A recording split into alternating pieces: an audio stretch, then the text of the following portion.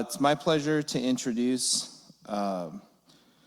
Laurie Fitzmaurice, who's president of the Drax Group, president of carbon removals in the Drax Group. So Laurie's president of a new business unit launched by the Drax Group in 2024, focused on becoming the global leader in large-scale carbon removals. The business oversees the development and construction of Drax's bioenergy with carbon capture and storage facilities in the U.S. and internationally. Laurie Fitzmaurice has over 30 years of experience in business development, specializing in energy infrastructure development around the world. Her previous roles include business development lead for renewables and new energies in the Americas at Amazon Web Services, so AWS, and senior roles at the Center for Global Energy Policy at Columbia University School of International and Public Affairs, EDF Renewables, Cielo Wind Chile, and CE2 Capital Partners. So it's my pleasure to introduce Laurie to the stage.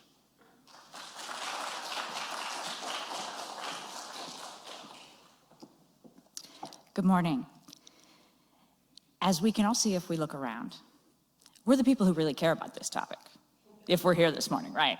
Others may be out there eating, drinking coffee. I want to thank you for being here. I know the 8:30 a.m. keynote is, I think, an exciting slot, but others may not feel the same. Thank you, Brian.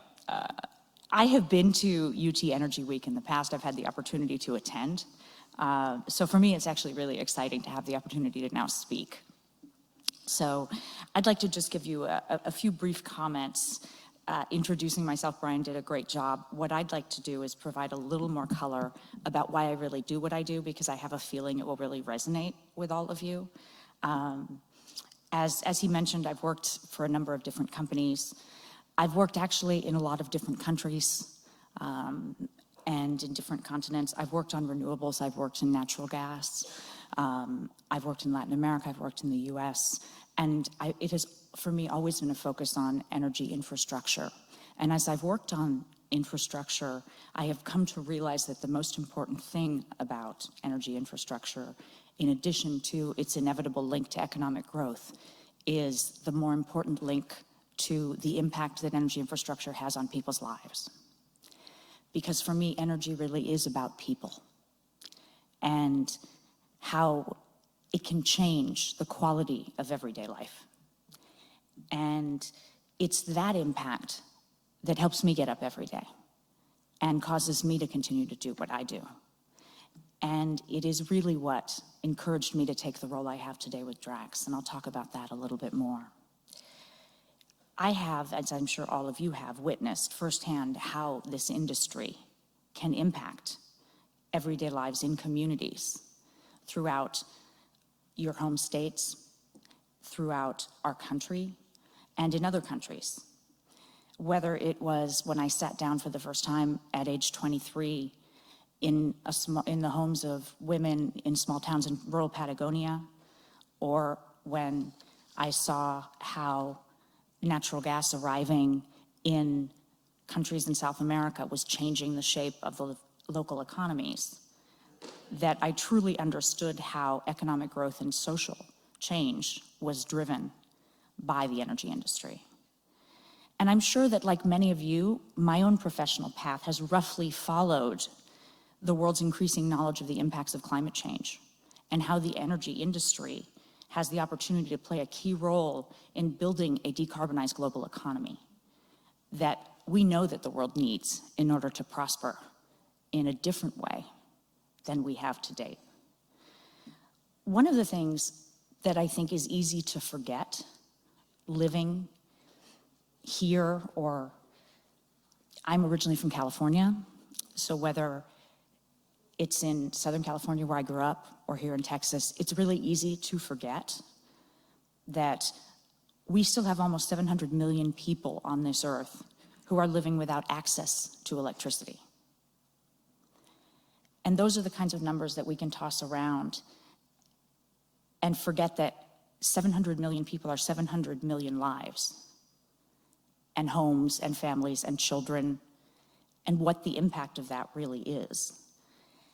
And in order to change that, we need to ensure that our energy is sustainable for the long term in a way that is truly different from what we've done in the past. We have to fundamentally change the way power is generated and used. If we think about what that truly means, we know that scientists are telling us today that 11,000 gigawatts of additional renewable energy capacity is required. And I'll come back to what renewable means, what encompasses renewable. We need at least 20.3 gigatons of carbon dioxide to be removed in addition to current national commitments. We need at least 860 million tons of additional carbon removals compared to current national commitments. And keep the phrase carbon removals in your mind. It's a big phrase for those of us here at Drax, and there's a number of my Drax colleagues in the audience. And what's more, when I talk about this transformation, it's a transformation that has to happen under current conditions in the world, which, as we know, are not necessarily ideal. With the Russian invasion of Ukraine, I think we saw once again how a conflict that may seem far away geographically can impact the cost of living in energy terms everywhere, can upend global supply chains, can impact what you're paying at the pump every day, heating costs, as my UK colleagues know quite well, and can have repercussions that are continuing to shift on a daily basis. And they're very real from a consumer perspective in terms of, as I mentioned, gasoline, heating, electricity bills, and shifting the ways that the global economy continues to function. And that just drives home something I think we all know, and if you're anywhere near my age and you remember being a child in the 1970s, we're no stranger to energy crises.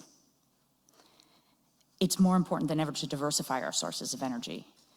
But diversifying our sources of energy and decarbonizing our global economy at the same time is something that we have not had to think about in the past.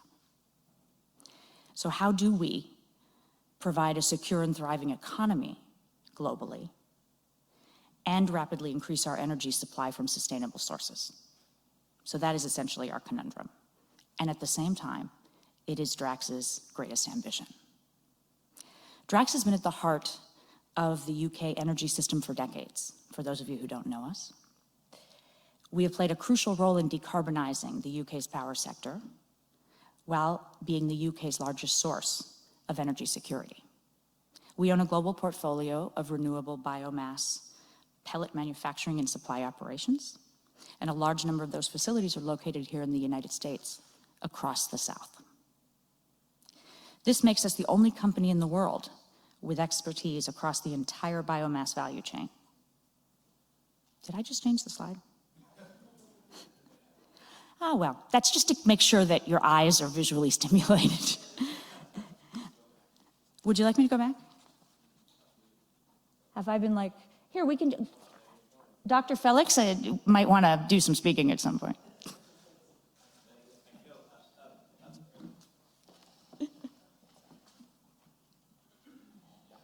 There, okay, thank you.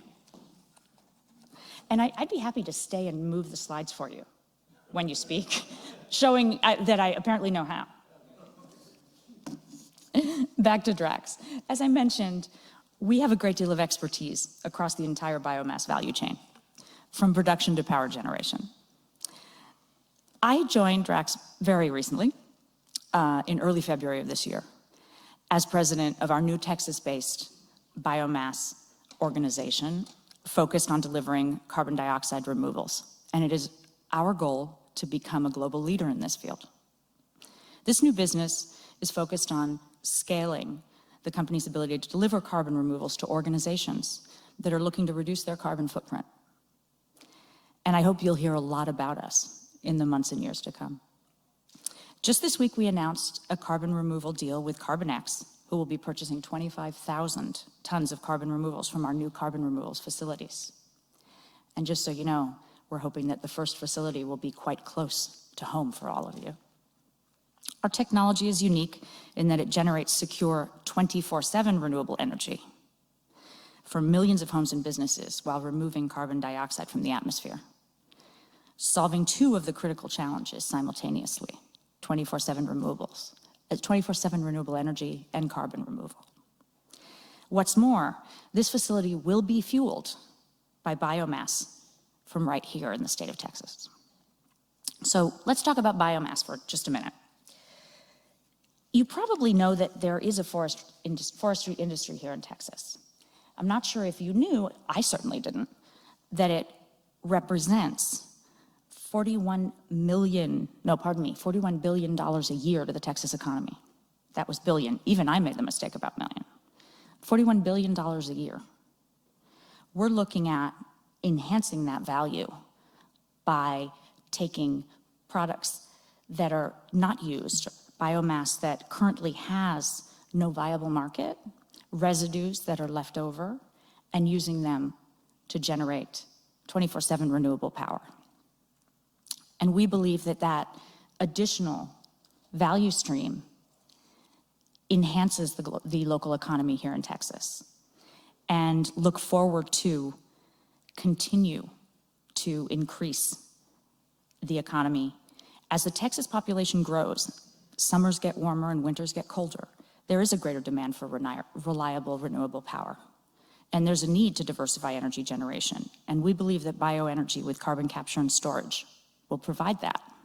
We call it BECCS here at Drax. BECCS refers to the production of reliable, sustainable power from biomass, and the resulting carbon captured from this process is either stored permanently or utilized. This end-to-end process can be delivered within the United States, meeting the goals of energy independence and energy security, which is something, given the current global situation, I think we can all agree is of increased importance. Delivering this 24/7 power is an important complement to other variable renewable sources. If you'll recall, I mentioned, let's talk about renewables. I personally have spent a large portion of my career working in wind and solar. I know them well, and I believe they do form part of the solution, but they can't be all of the solution. Do batteries count? Yes, batteries are also important. But if we look at the energy mix, we need different sources. You can't rely on just one. And we believe BECCS plays an important role. And the 24/7 nature of the renewable power that we'll be generating, we believe is an important part of that puzzle. New research was published in January of this year by Foresight Transition, showing that BECCS is an important part of that puzzle. I would encourage you to take a look at it. We found it particularly interesting. It shows how BECCS helps achieve ambitious decarbonization scenarios in the US, and that it's critical to delivering zero carbon powers by 2035. BECCS will also create a significant number of jobs across multiple industries.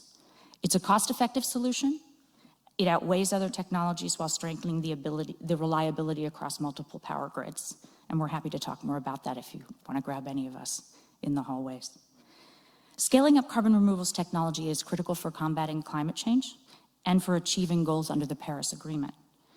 Globally, scientists estimate that up to 10 gigatons of CO2 will need to be removed from the atmosphere by 2050. Now, 2050 seems really far away. However, in order to achieve those goals by 2050, we really need to start developing those projects today. Those levels will only be feasible at that time if we begin to deploy these new technologies in the next 10 years.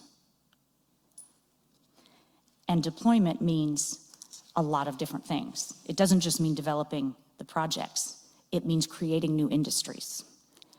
And we expect to see Texas as a leading state for this technology in the United States. Texas already provides nearly a quarter of the country's domestically produced energy, and the production of this energy is inextricably linked to the local economy and to state policy. To retain this position in the US, investment in clean energy and technology will be essential. And we're already seeing it in Texas, from Exxon CCS Hub project to the Gulf Coast High Velocity Hub for clean hydrogen. And we know that, as I mentioned before, warmer summers, colder winters, and increasing demand on the grid. And just as a small data point, Power demand in Texas has increased 42% in the last 20 years. I don't need to tell you that, you're all nodding, right? You know this. But if you stand back and think what that really means, it's a tremendous increase in 20 years. That's a lot for a system like ERCOT. We don't want to see the kind of crisis situations that this system has experienced, and I think we're all working in our own ways on resilience, on reliability. Texas just witnessed its second hottest summer, its highest electricity demand. This will continue to grow, and we believe that baseload renewable power can be part of the solution to this problem. And scaling up carbon removals as part of that solution delivers for the climate and for the economy. A carbon removals industry capable of delivering gigaton scale removals at net zero levels could be worth up to $1.2 trillion by 2050.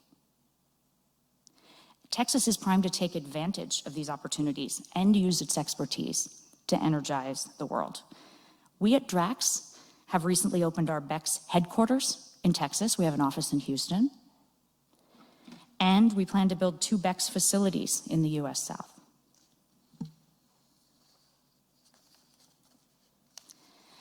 We expect Texas to be the center of our strategy. With the decline in pulp and paper mills in the state, which I'm sure a number of you are familiar with, along with the increase in high-paying oil and gas jobs in other parts of the country, there has been a significant migration of young people out of rural parts of the state. And I've traveled across large portions of this state and visited a lot of rural areas and spoken to a lot of people. And there are great concerns about that. I mean, I think Texas isn't the only state to be experiencing this kind of migration away from rural areas. We are committed to the fact that our BECS facilities could provide the well-paying jobs that the future workforce needs to remain in these areas. We'd like to work with the robust university and community college systems across the state, like the University of Texas, that are creating a highly skilled and well-educated workforce. We'd like to support the development, operation, and exploration of future applications of BECS to help build that workforce that can remain in rural areas in the state.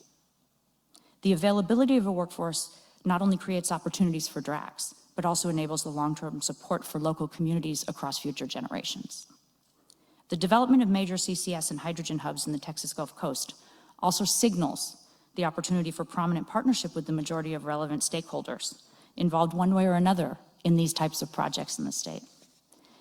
Last year, UT collaborated on a new first-of-its-kind report that explored different opportunities for carbon dioxide removal across the US. I don't know if any of you had a chance to read this. What was really interesting about it to me was the fact that it highlighted that half of the land area in the continental United States has the potential for safe CO2 geological storage.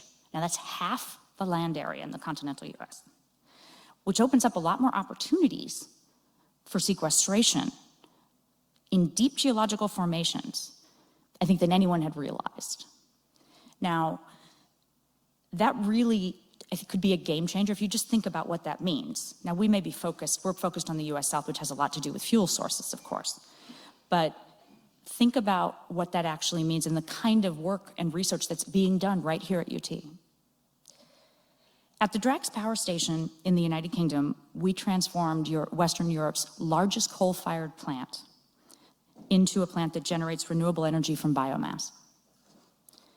We generate 8% of the UK's renewable energy and provide secure, reliable electricity to 4 million homes across the UK every day.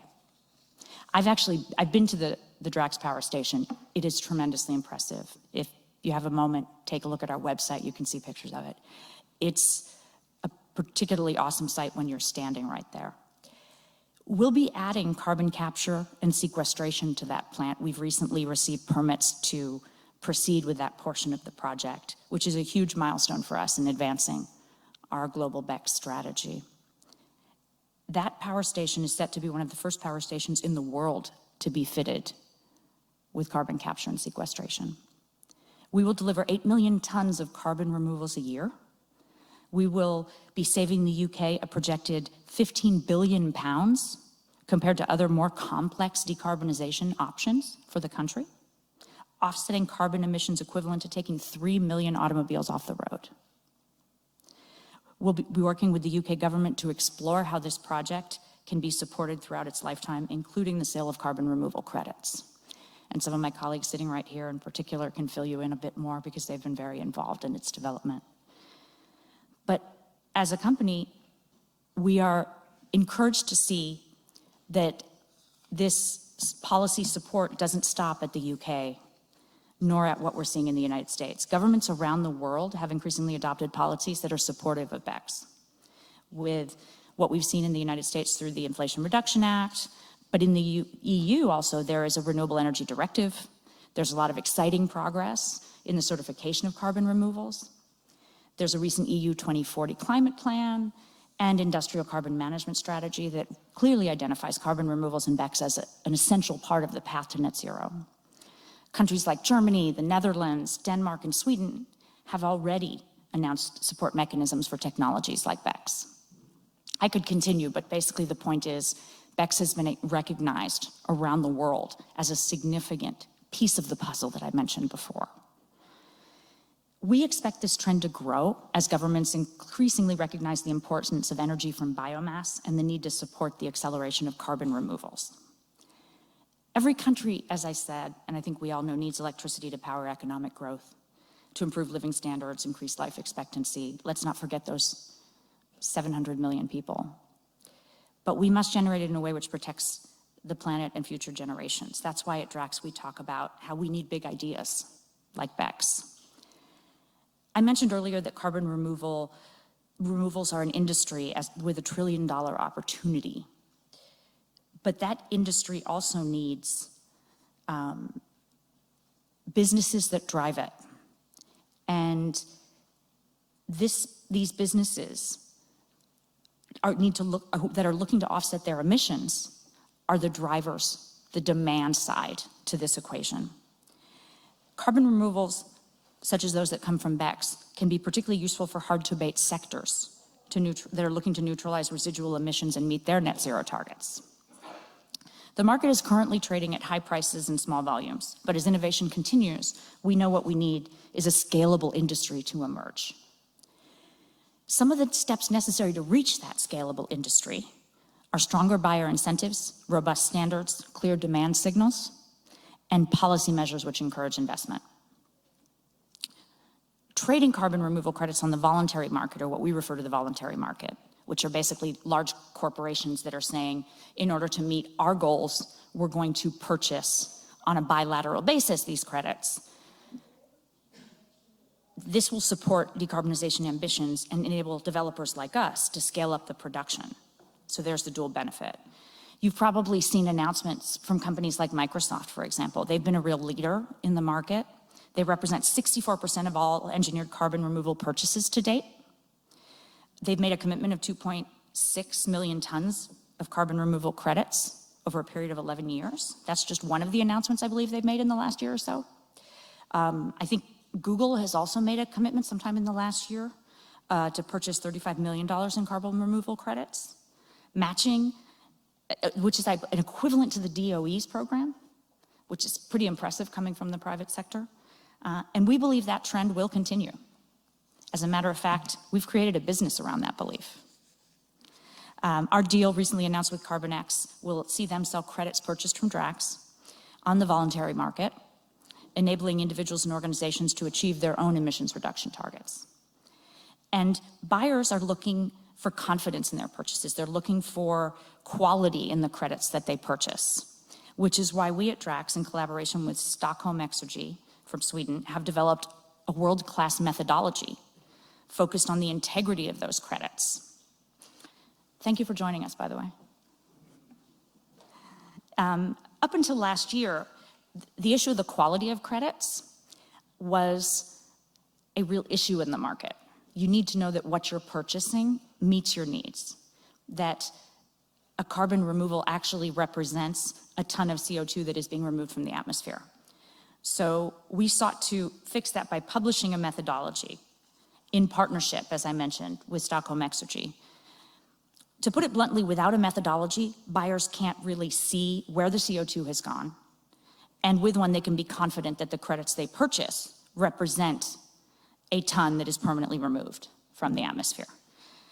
And we put a lot of time and resources into the development of that methodology in order to help the market develop.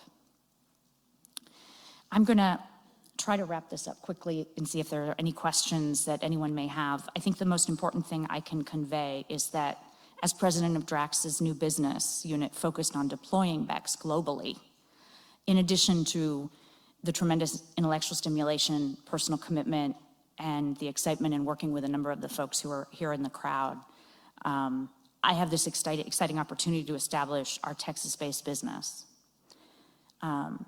We saw earlier this month the DOE released a report that's some 400 pages of fun if you have nothing to do on a Friday night. It's called the 2023 Billion Ton Report. Fortunately, I get a summary, but you can read the whole thing. It talks about how the US could sustainably triple its production of biomass to more than 1 billion tons per year to support a robust bioeconomy. Even if you just read the executive summary, it's actually really worthwhile for those of you who are in the business, so to speak. The idea of 1 billion tons per year to support a bioeconomy is incredibly significant from a climate change perspective. And that also provides ample biomass to deliver BECS in the United States. And the opportunities that that really represents, if you think about it, are global. We are well placed as an organization to help meet this challenge. We have solved the technical challenges around BECS. We know that we can deliver. The capital to deploy these projects is available. Companies, shareholders, and governments around the world are ready to invest. But close collaboration and partnerships to develop the policies, frameworks, and governance to deploy these technologies at scale are essential. And this is the focus for me and for my team.